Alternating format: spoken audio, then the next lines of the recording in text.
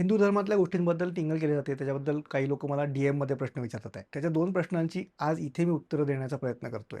एकाने मला विचारलं, की शंभूक हे रामायणामध्ये आहे का, की ज्याच्या कानामध्ये रामाने शिसं टाकलं होतं कारण त्यांनी वेद पठण केलं होतं म्हणून. शंभूक हा शूद्र होता. अशी कोणतीही गोष्ट वाल्मिकी रामायण किंवा रामचरितमानसमध्ये नाहीये. ही गोष्ट कोणीतरी काल्पनिक कधीतरी टाकलेली आहे.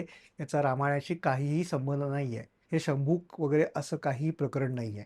त्याच्यामुळे त्याला आउटराइटली रिजेक्ट करू शकतो आपण.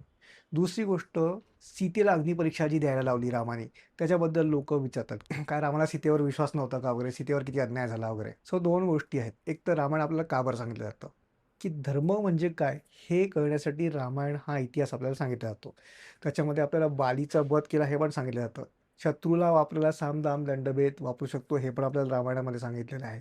ताटिकेला मारताना रामाचा प्रश्न होता, की मी स्त्रीवर कसा काय हमला करू? तेव्हा विश्वामित्राने सांगितलं होतं, की ती स्त्री जरी असली तरी शी डिझर्व्स टू बी किल्ड. कारण ती वाईट प्रवृत्तीची आहे, ती लोकांना त्रास देते म्हणून. आणि धर्म काय आहे?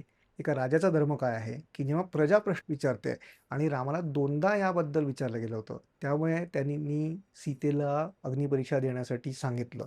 सीता ऑफकोर्स तिने अग्निपरीक्षा दिली, पण त्या मानी स्त्रीनी त्याचबरोबर राजदरबार सोडून द्यायचा पण निर्णय घेतला. ती समजा तिथेच राहिली असती, तर आज माता सीतेचा एवढा आपण सन्मान केला असता का?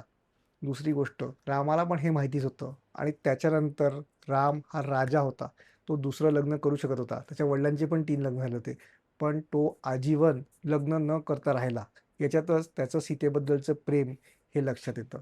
जेवढ्या वरच्या लेव्हलला तुम्ही जाल, तेवढी तुमची अकाउंटेबिलिटी वाढत जाते आणि पर्सनल स्पेस कमी होत जाते. आजच्या राजकारणात अगदी उलटं झालेलं आहे. आपण धर्म विसरलो म्हणून सामान्य लोकांची लफडी ही बाहेर येतात आणि त्यांना शिक्षा होते. पण मोठ्या लोकांची लफडी बाहेर येत नाहीत आणि लफडी केली तरी त्यांना शिक्षा होत नाही. सो धर्म काय आहे हे आपल्याला जाणून घ्यायला पाहिजे. रामाने जो पाहिला तो धर्म होता. त्याच्यामुळे सीतेवर कदाचित अन्याय झाला पण असेल. पण एक राणी म्हणून आणि एक राजा म्हणून त्यांची कर्तव्य त्यांनी निभावली हे इथे महत्त्वाचं आहे. पर्सनल कोणाचा न्याय, अन्याय हे महत्त्वाचं नाहीये.